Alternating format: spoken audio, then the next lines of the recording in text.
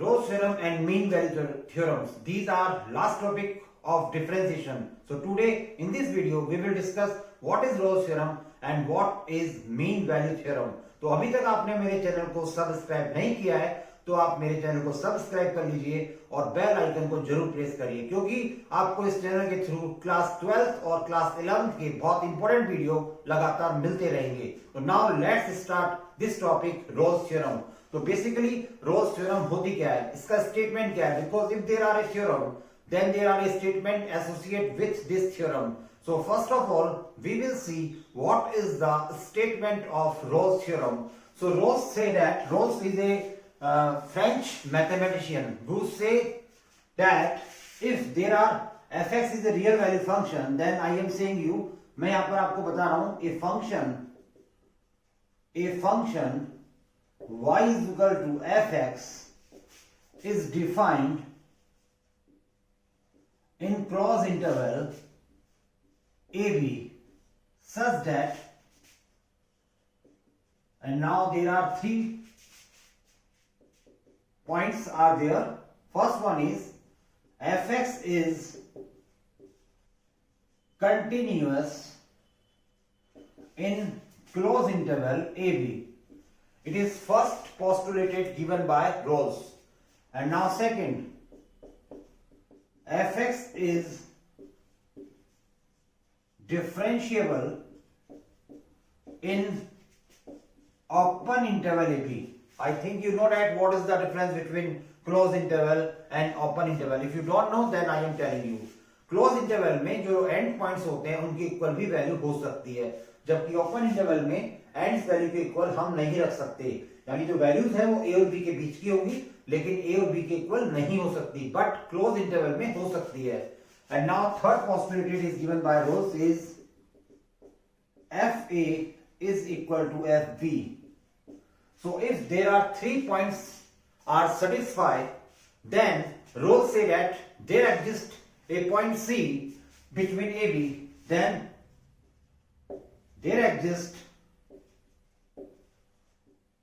C belongs to AB such that f dash C is equal to 0. So it is the statement of Rolle's theorem. तो ये जो आपके सामने आपको दिखाई दे रहा है ये Rolle's theorem का स्टेटमेंट है. मैं इस स्टेटमेंट को वापस से आपके सामने एक्सप्लेन कर रहा हूं. रोल्स ने ऐसा कहा था कि एक फंक्शन है y equal to fx, it is called real value function. तो इस फंक्शन को पहले हमें इन तीनों कंडीशन से गुजारना होगा. यानी अगर ये फंक्शन इन 3 कंडीशंस को सेटिस्फाई करता है तो उसके बाद आपको एक पॉइंट C AB के बीच में, यानी ओपन इंटरवल AB के बीच में एक C पॉइंट ऐसा मिलेगा जिस पर फंक्शन का डेरिवेटिव का वैल्यू 0 हो जाएगा. अब क्या है ये 3 कंडीशन. पहली कंडीशन है कि जो fx है वो कंटिन्यूअस होना चाहिए. तो I think you know that what is the process to find the continuity. Continuity and differentiality अगर आपने नहीं देखी है तो आप मेरे प्रीवियस वीडियो में जाकर कंटिन्यूटी का एक अलग वीडियो बना रखा है, डिफरेंशियलिटी का एक अलग टॉपिक बना रखा है, तो आप उन वीडियो में जाकर देख सकते हैं. वैसे तो यहां पर रोल्स थ्योरम में हमें जरूरत नहीं है कंटिन्यूटी को फुल प्रूव करने की. बिकॉज व्हाई, क्योंकि हम सभी जानते हैं कि जितने भी ट्रिग्नोमेट्रिक फंक्शंस होते हैं, जितने भी इनवर्स ट्रिग्नोमेट्रिक फंक्शंस होते हैं, लोगारिथम फंक्शंस होते हैं, एक्सपोनेंशियल फंक्शंस होते हैं, अधिकतर फंक्शंस अपने अपने डोमेन में कंटिन्यूअस होते हैं. तो बेसिकली यहां पर हमें जब तक जरूरत ना हो हमें कंटिन्यूटी प्रूव करने की, तब तक हमें नहीं करनी है. डायरेक्टली हमें लिखना है कि वॉचिंग, आपको देखना है केवल फंक्शन किस तरह का है, उसको देखते हुए आपको डिसाइड करना है कि फंक्शन के लिए क्या आप वास्तव में 100% श्योर हैं कि वो कंटिन्यूअस है या नहीं. अगर थोड़ा सा भी अगर आपके मन में डाउट है then you will check the continuity according to my previous video. तो आप वहां पर कंटिन्यूटी को चेक कर सकते हो. कंटिन्यूटी को चेक करने का प्रोसेस क्या होता है वो सब कुछ उस वीडियो में आपको मिल जाएगा. Second point is fx is differentiable, and now I think you know that what is the meaning of differentiability. डिफरेंशियलिटी का भी मतलब हाँ मैंने प्रीवियस वीडियो में समझा रखा है. यहां पर हमें कोई जरूरत नहीं होगी कंटिन्यूटी और डिफरेंशियलिटी को सेपरेटली सॉल्व करने की. ऑटोमेटिकली हम यहां डायरेक्टली लिख देंगे कि फंक्शन कंटिन्यूअस है या नहीं. सिमिलरली डिफरेंशियलिटी के बारे में भी हमें लिखना होगा कि फंक्शन जो गिवन है वो डिफरेंशिएबल है या नहीं है. थर्ड पॉइंट है fa is equal to fb. अब इसका मीनिंग आपको वैसे तो बेसिकली आप जानते हैं fa का मतलब क्या होता है कि फंक्शन की वैल्यू a पॉइंट पर क्या होगी और b पॉइंट पर फंक्शन की वैल्यू क्या होगी। अगर दोनों पॉइंट्स पर फंक्शन की वैल्यू सेम आ जाती है then third condition is also satisfied, तो ये वाली कंडीशन भी सेटिस्फाई हो जाएगी। तो इन तीन कंडीशंस को सेटिस्फाई करने के बाद हमें फंक्शन जो गिवन है उसको डिफरेंशिएट करना है, डिफरेंशिएशन करने के बाद c पॉइंट उसमें सब्स्टिट्यूट करना है और उसको इक्वल टू 0 करके c की वैल्यू को फाइंड आउट करना है। तो आपको c की वैल्यू वो ही फाइंड आउट करनी है, c की वैल्यू वो ही वैलिड होगी जो a और b इंटरवल के बीच में होगी। ये ध्यान रखने की बात है, क्योंकि हो सकता है c के 2 पॉइंट्स आ जाए, हो सकता है c की 3 वैल्यूज आ जाए, तो c की इन सारी वैल्यूज में से वही वैल्यूज वैलिड होंगी जो a और b के बीच में होंगी। तो these are the some facts of Rolle's theorem. तो ये कुछ फैक्ट्स हैं जो मैंने आपको रोल्स थ्योरम के बारे में बताए हैं, तो आपको इन्हें याद रखना है। अब मैं आपको वन बाय वन इन फैक्ट्स का जियोमेट्रिक मीनिंग भी बताऊंगा। तो what is the geometric meaning of Rolle's theorem? तो let's see this theorem statement again. अब मैं आपको यहां पर जियोमेट्रिक मीनिंग बताने जा रहा हूं रोल्स थ्योरम का कि किस तरह से हम जियोमेट्रिकली रोल्स थ्योरम को प्रूव कर सकते हैं। तो now let's see this diagram. अब इस डायग्राम को आप देखिएगा, ये एक्स एक्सिस है, ये वाई एक्सिस है, it is your origin and now I make a graph of any function y is equal to fx। ये y is equal to fx कोई भी फंक्शन है, इसका मैंने यहां पर कोई ग्राफ बनाया। it is your point a and it is point b, ये point b है। so I think you know that what is the value of y on that points?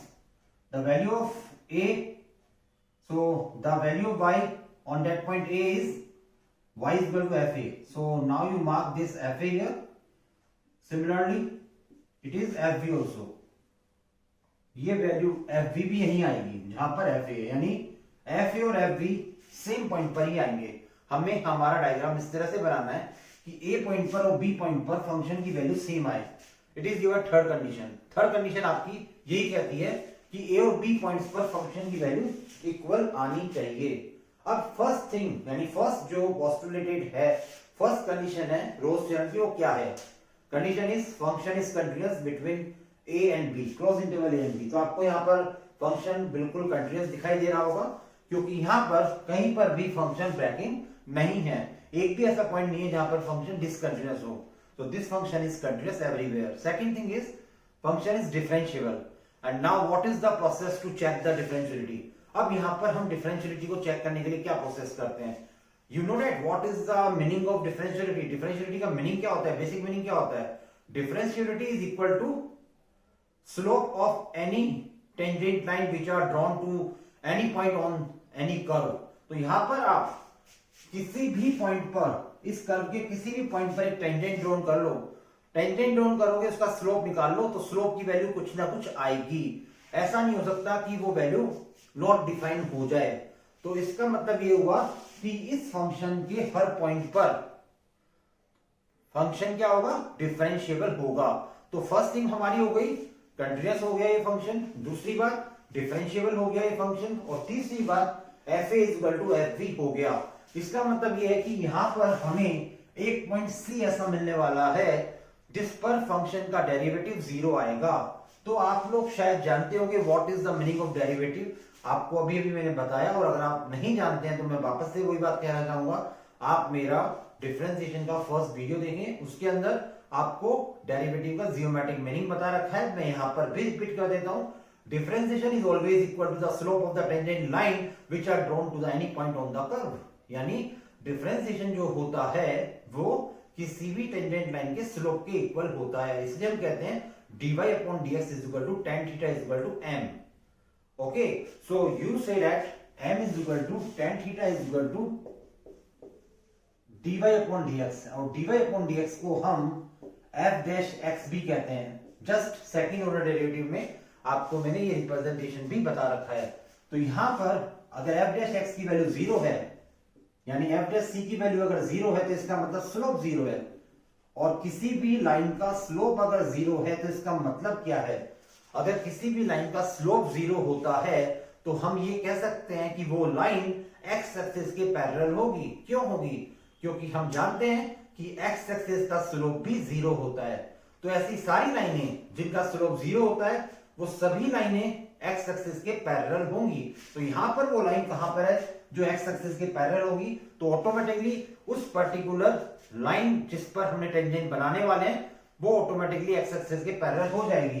तो सपोज करो ये पॉइंट सी रहा और हमने ये लाइन बना दी जो आपको दिखाई दे रही होगी एक्स एक्सिस के पैरेलल, तो इसका जो स्लोप है वो 0 हो जाएगा अकॉर्डिंग टू माय थ्योरी कि f dash c is equal to 0। तो आपका ये पॉइंट सी आपको यहां पर मिल गया।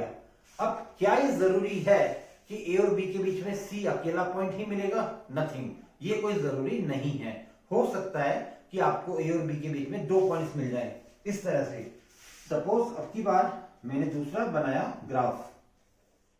अब दूसरे फंक्शन का ग्राफ जब मैं बनाऊंगा तो सपोज करो ये बना इस तरह से, ये इस तरह से बना, ये ए है और ये बी है। इस बार हमें F is equal to F B मिल गया, फंक्शन कंटिन्यूअस है, डिफरेंशिएबल है।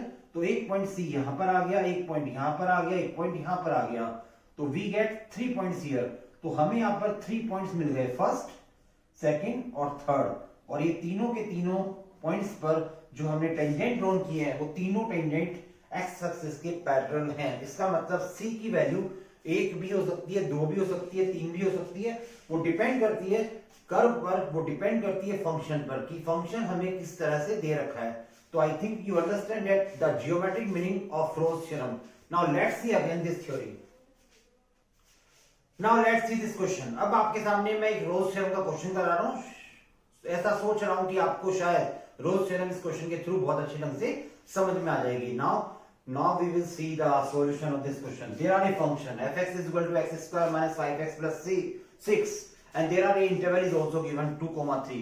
So every time when there are a function is given then one interval is also associated with question. शायद आपको एक इंटरवल भी जरूर देगा जो उस क्वेश्चन के साथ एसोसिएट होगा, यानी हमें जो c की वैल्यू निकालनी है अगर यहाँ पर रोल्स थ्योरम अप्लाई होती है तो 2 और 3 के बीच में c की वैल्यू आएगी। तो now let's see the solution. तो सबसे पहले आप इस फंक्शन को आइडेंटिफाई करो, which type of this function. ये फंक्शन आपको कैसा दिखाई दे रहा है? I am saying you this is a polynomial function and we know that polynomial function is always continuous and differentiable everywhere. You learn this thing because I am already told you कि हमें यहाँ पर continuity और डिफरेंशियलिटी को show नहीं करना है। हमें यहाँ स्पेसिफिक फंक्शन गिवन होंगे, हमें डायरेक्टली थ्योरी में लिखना होगा, हमें आइडेंटिफाई करना होगा कि ये किस टाइप का फंक्शन है। ये एक पॉलिनोमियल फंक्शन है जिसकी डिग्री 2 है और ये पॉलिनोमियल फंक्शन, आप यहां रीजन लिख दीजिए, fx is polynomial function. fx is polynomial function. So number 1, fx is continuous. It is the first statement of Rolle's theorem. Continuous in cross interval 2,3. Number 2, fx is differentiable. I think you learned these statements in open interval 2,3. So these are the two. Fx is continuous, fx is differentiable, and now third, we will check the third. F is equal to fb. So what is A? A is 2 and B is 3. So you will check for f2 is equal to f3. अब आपको यहाँ पर ये check करना है कि f2 और f3 equal है या नहीं है। तो f2 का मतलब इस फंक्शन में x के रिप्लेस पर 2 सब्स्टिट्यूट कर दो, 2 स्क्वायर माइनस 5 मल्टीप्लाई 2 प्लस 6, और f3 का मतलब यहाँ पर x के रिप्लेस पर 3 सब्स्टिट्यूट कर दो। आई थिंक आप ये जानते होंगे करना, ये सिंपल वैल्यूज है। आप फंक्शन की वैल्यू किसी भी पर्टिकुलर पॉइंट पर फाइंड आउट कर सकते हो, यू आर कैपेबल। ये हो जाएगा 2 2 4, 5 2 10 प्लस 6, तो ये 0 आ गया।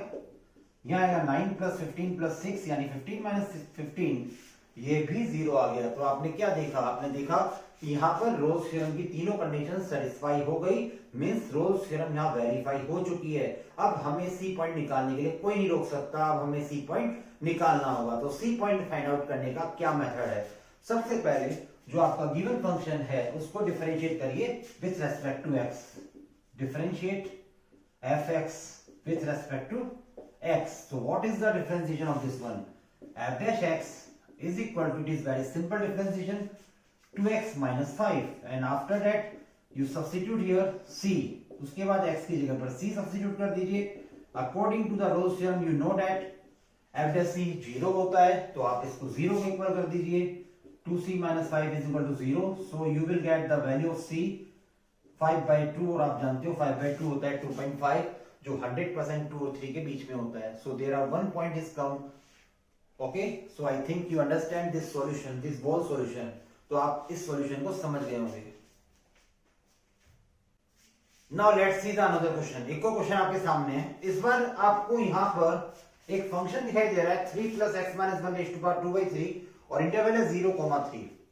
तो definitely you will say that this function is continuous. आपको ये फंक्शन डेफिनेटली कंटीन्यूअस लग रहा होगा. It is only your feelings. I don't sure that कि ये कंटीन्यूअस और डिफरेंशिएबल है या नहीं. ये केवल आपकी फीलिंग्स है जो अंदर से आपके बाहर आ रही है. ये फंक्शन कंटीन्यूअस होगा और डिफरेंशिएबल होगा. लेकिन अब मैं यहां पर आपको एक बात बताना चाहता हूं.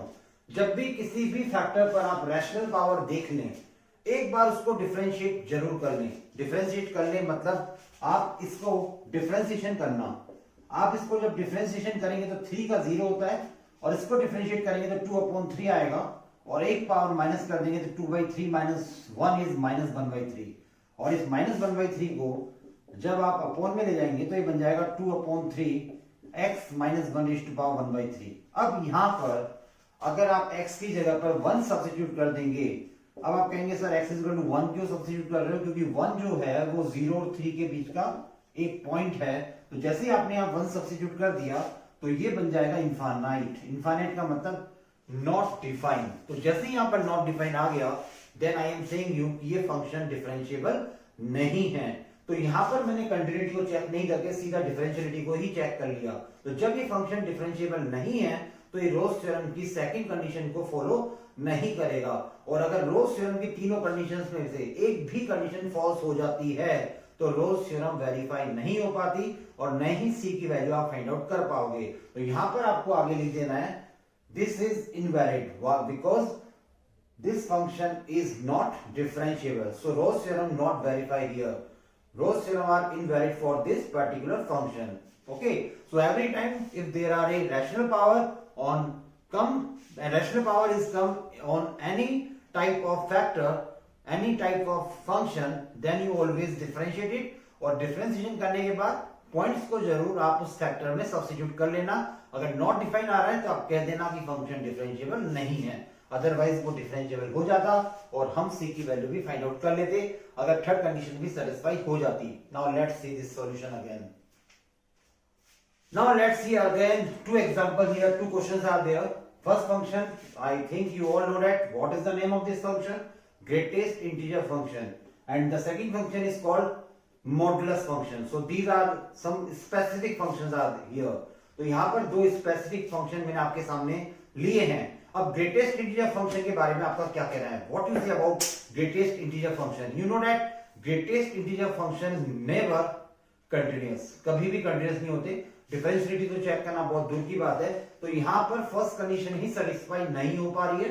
तो ये यहाँ पर आप रीजन लिखेंगे this function is not continuous. So I think you know that अगर कोई भी कंडीशन तीनों में से सेटिस्फाई नहीं होती तो आप क्या कहेंगे? Rolle's theorem is not valid here for this particular function. And now what you say about this? इसके बारे में आप क्या कहना चाहेंगे? मॉडुलस फंक्शन के बारे में आप जानते हैं कि हमेशा कंटीन्यूअस होता है. तो यहां पर कंटिन्यूटी का कोई भी हमें डाउट नहीं है कि ये कंटीन्यूअस होगा या नहीं होगा. 100% मॉडुलस फंक्शन कंटीन्यूअस होते हैं. Now what you say about differentiability? Modulus function never differentiable. ये भी मैं आपको बता रहा हूं मॉडुलस फंक्शन डिफरेंशिएबल नहीं होते. पर्टिकुलर किस पॉइंट पर नहीं होगा इस इंटरवल में? तो आप चेक करेंगे 0 पर. तो 0 पर जब आप इसको चेक करेंगे तो ये फंक्शन राइट हैंड डेरिवेटिव और लेफ्ट हैंड डेरिवेटिव की वैल्यू अलग अलग देगा. अगर आपको डिफरेंशिएबिलिटी आती है so you will check this for this function at x is equal to 0. तो आप इसको 0 पर चेक करिएगा. 0 पर जब आप इसको चेक करेंगे तो राइट हैंड डेरिवेटिव और लेफ्ट हैंड डेरिवेटिव की वैल्यू डिफरेंट आएगी. So we say that this function is not differentiable. तो यहां पर सेकंड कंडीशन फेल हो गई. तो यहां पर भी रोल्स थ्योरम अप्लाई नहीं होगी. तो these are the some example in which we don't apply Rolle's theorem postulated. तो यहां पर इन दोनों एग्जांपल्स में हम रोल्स थ्योरम को अप्लाई नहीं कर पा रहे हैं, इसलिए सी की वैल्यू भी फाइंड आउट नहीं कर पाएंगे. तो ये थी रोल्स थ्योरम जिसके बारे में मैंने आपको बताया.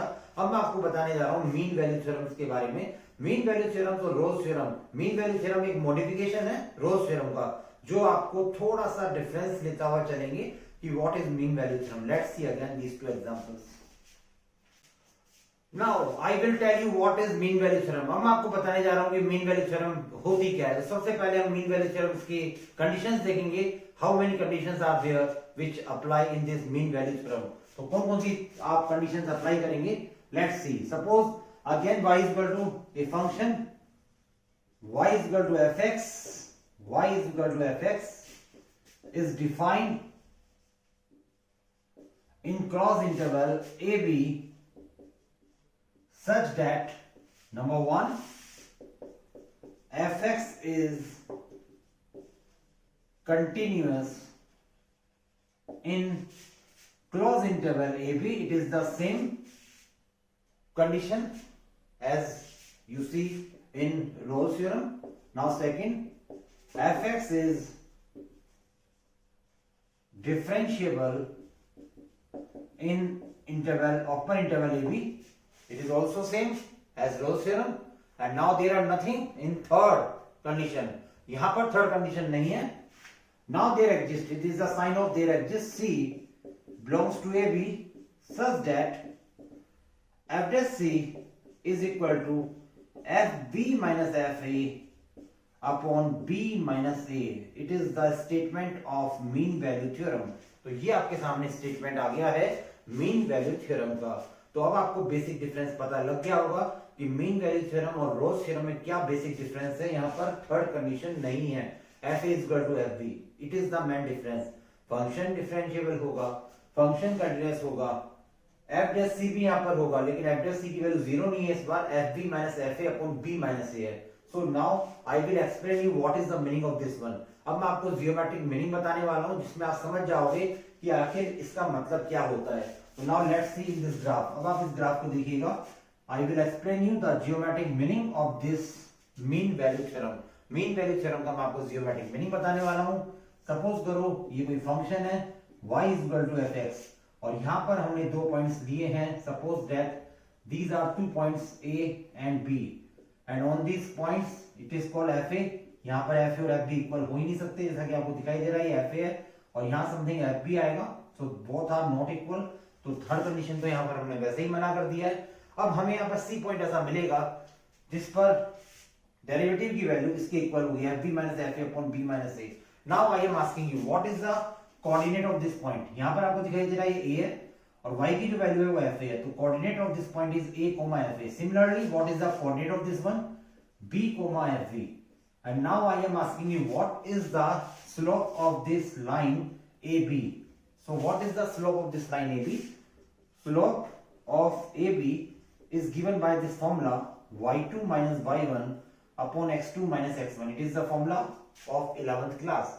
आपने सभी ने 11th क्लास में स्लोप निकालने का, अगर आपको दो पॉइंट्स पता हैं तो ये फॉर्मूला होता है जिससे आप स्लोप फाइंड आउट कर सकते हो। तो यहाँ पर हमें दो पॉइंट्स पता है, y2 माइनस y1 की वैल्यू होगी fb माइनस fa डिवाइडेड में आएगा b माइनस a। तो इस फॉर्मूले के बिहाफ पर हमने यहाँ पर स्लोप निकाल लिया। और आप अभी थोड़ी देर पहले ही मैंने रोल्स थ्योरम में बताया था कि जो स्लोप होता है वो f डैश x ही होता है। तो यहाँ पर ये स्लोप जो होगा वो हमारा f डैश c के इक्वल हो जाएगा। It is also known as slope. तो ये दोनों स्लोप एक ही लाइन के हैं। अब हमें पता करना है कि वो सी पॉइंट कहां पर है। तो डेफिनेटली सी पॉइंट जहां भी होगा उस पॉइंट पर जो हम टेंजेंट ड्रॉन करने वाले हैं वो 100% इस लाइन के पैरेलल होगा, क्योंकि दोनों के स्लोप इक्वल आ रहे हैं। So now I plot this c point here. अब मैंने सी पॉइंट को ढूंढ लिया है और इस सी पॉइंट पर मैंने टेंजेंट ड्रॉन कर दिया है। तो आप देख पा रहे हैं कि इस सी पॉइंट पर हमारा जो टेंजेंट है वो इस लाइन के पैरेलल है, इसलिए हमने इन दोनों को आपस में इक्वल कर दिया। So it is the geometric meaning of mean value theorem. यही आपके मीन वैल्यू थ्योरम का जियोमेट्रिक मीनिंग भी है। यहां पर वापस से वही क्वेश्चन जो अभी मैंने रोल्स थ्योरम में पूछा था कि क्या सी एक ही पॉइंट आ सकता है यहाँ पर? नहीं, नथिंग। सी की कितनी भी वैल्यूज यहाँ आ सकती है, बस शर्त यह है कि जो भी वैल्यूज आएंगी वो इस क्लोज इंटरवल, इस ओपन इंटरवल ए बी के बीच में ही आनी चाहिए। Okay, so this is mean value theorem and it's geometric meaning. Let's see again this wall things. Now let's see this question. अब आप इस क्वेश्चन को देखिए, यहाँ पर हमें मीन वैल्यू थ्योरम को वेरीफाई करना है। तो यहाँ पर जो फंक्शन गिवन है उसका नाम है पॉलिनोमियल फंक्शन, और आप सभी जानते हैं कि पॉलिनोमियल फंक्शन हमेशा कंटीन्यूअस होते हैं और डिफरेंशिएबल भी होते हैं। तो आप सबसे पहले यहां लिखेंगे fx इज पॉलिनोमियल फंक्शन। आपको रीजन देना है कि किस टाइप का फंक्शन है, polynomial function. So number 1, fx is continuous in closed interval 1 to 4. Number 2, fx is differentiable in open interval 1 to 4. And now there are no third condition, f is equal to fb यहां पर है नहीं, तो आप सीधा आप करेंगे there exists c belongs to 1 to 4 such that what is given in mean value theorem, f dash c is equal to fb, what is a 1 and what is b 4. So fb minus fa upon b minus a. So now first of all you will find the value of f dash c. तो यहाँ पर f dash c निकालने के लिए इसको differentiation करेंगे, f dash x निकालेंगे तो यहाँ आएगा 2x minus 4, और फिर हम यहाँ पर c वैल्यू सब्स्टिट्यूट कर देंगे तो f dash c आ जाएगा 2c minus 4. It is the value of f dash c. तो यहाँ पर हम ये वैल्यू सब्स्टिट्यूट कर देंगे 2c minus 4. उसके बाद f4 है तो यहाँ पर हम 4 सब्स्टिट्यूट कर देंगे, 4 स्क्वायर माइनस 4 इंटू 4 माइनस 3, और फिर यहाँ 1 है तो हम यहाँ 1 सब्स्टिट्यूट कर देंगे, then you will get 1 square minus 4 into 1 minus 3 divided by 4 minus 1 is 3. अब हम इसको कैलकुलेट कर लेंगे, 2c minus 4 is equal to, now you will get 16 minus 16 it is cancel, minus 3 यहाँ बचेगा केवल, और यहाँ पर आएगा माइनस 3 माइनस 4 माइनस 7, माइनस 7 में से प्लस 1 जाएंगे तो माइनस का 6 आएगा डिवाइडेड बाय 3. तो नाउ 6 माइनस 3 इज 3, तो 3 अपॉन 3 इज कम 1. तो टोटल मिला के 2c माइनस 4 की जो वैल्यू आ गई वो आ गई 1. तो what is the value of c? तो c की वैल्यू क्या आएगी? c की वैल्यू आएगी 5/2, एंड 5/2 100% बिलोंग्स टू 1 to 4. तो यहां पर ये आपका c का आंसर आ गया 5/2. तो इस पॉइंट पर, पर्टिकुलर इस पॉइंट पर हमने मीन वैल्यू थ्योरम को वेरीफाई कर लिया है, c पॉइंट आ चुका है. Now let's see the solution again. Now let's सी, जैसा कि मैंने प्रीवियस वीडियो में कहा था कि मैं अब हर बार आपके सामने एक क्वेश्चन वीडियो के बीच में ऐसा लेके आऊंगा जो क्वेश्चन ऑफ द डे होगा. तो आज का मेरा एक क्वेश्चन है, you if Rolle's theorem holds for the function fx is equal to x cube plus bx square plus ax plus 5 in interval 1, 3, and value of c is also given. This time value of c is also given 2 plus 1 upon under root 3. Then you will find the value of a and b. तो यहाँ पर a और b unknown है, आपको a और b की value को find out करना है, और जल्दी से जल्दी इस वीडियो को देखते ही आप मेरे ईमेल एड्रेस या व्हाट्सएप नंबर पे इसको जल्दी से जल्दी सेंड करना है, जैसा कि मैंने प्रीवियस वीडियो में कहा था. जो बहुत जल्दी मुझे 3 स्टूडेंट्स यहाँ पर बिल्कुल राइट करेक्शन, बिल्कुल फाइनल आंसर भेज देंगे, उन्हें मैं सरप्राइज गिफ्ट दूंगा. वो गिफ्ट क्या होगा लेट्स सी, बट पहले आप मुझे यहाँ पर इसके सॉल्यूशन को भेजिएगा. And now it is the last question of this video. इस वीडियो का ये लास्ट क्वेश्चन होगा जो मीन वैल्यू थ्योरम पर डिपेंडेड है. यहां पर भी मैं आपको सी की वैल्यू अगर वैलिड होगी तो मैं जरूर यहां पर फाइंड आउट करना सिखाऊंगा. तो आपको वापस से मैं कहूंगा कि डिस्क्रिप्शन बॉक्स में आप जरूर जाइएगा, वहां पर मैंने एक पीडीएफ लिंक कर रखी है डिस्क्रिप्शन बॉक्स में इस टॉपिक से रिलेटेड क्वेश्चंस की. उन्हें डाउनलोड आप करिएगा और उन क्वेश्चंस को ट्राई करिएगा. उसमें काफी क्वेश्चंस रोल्स थ्योरम्स के होंगे, काफी क्वेश्चंस मीन वैल्यू थ्योरम्स के भी होंगे. तो अगर आप 5 क्वेश्चंस रोल्स थ्योरम्स और मीन वैल्यू थ्योरम्स को कर लोगे तो आप कभी डिफीट नहीं होगे इन क्वेश्चंस को करने में. तो मैं बार बार आपसे ये कहता हूं, मेरे हर वीडियो के डिस्क्रिप्शन बॉक्स में एक पीडीएफ आपको मिलेगा जहां पर अनसोल्ड क्वेश्चंस होंगे जिनको आपको ट्राई करना है. Now let's see this solution. यहां पर हम fx के बारे में क्या कहेंगे, क्या fx डिफरेंशिएबल है? तो सबसे पहले हमने इसको डिफरेंशिएट ही कर दिया. डिफरेंशिएशन करने के बाद जो पोजीशन हमारे सामने आई वो ये आई. यहां पर हमारा इंटरवल को हमने देखा, यहां पर नॉट डिफाइंड कब आएगा, जब x की वैल्यू 0 होगी. और इस इंटरवल में 0 नहीं है, तो हम लकी हैं जो बच गए। यहाँ पर ये फंक्शन डिफरेंशिएबल हो गया।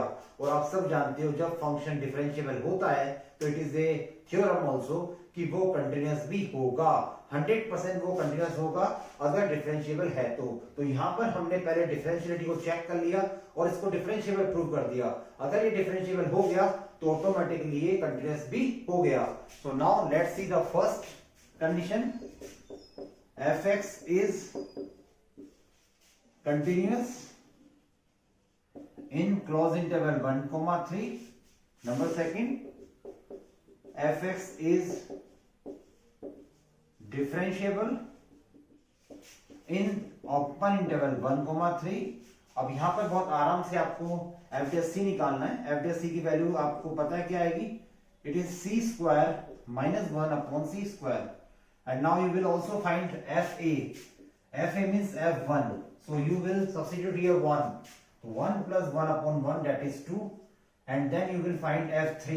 So you will get 3 plus 1 upon 3, that is 10 upon 3.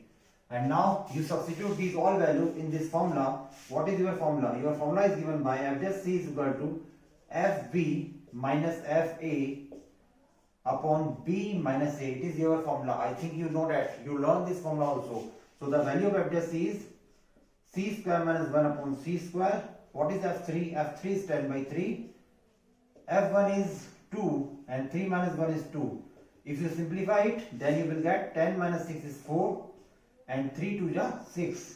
It is 2 by 3. And now by cross multiplication, you will get here 3 multiplied by c square minus 1 and 2 multiplied by c square. Okay. Now you will get here 3c square minus 3 is equal to 2c square. Now this 2c square is transferred to LHS side. Okay. Now you will get here c square is equal to 3.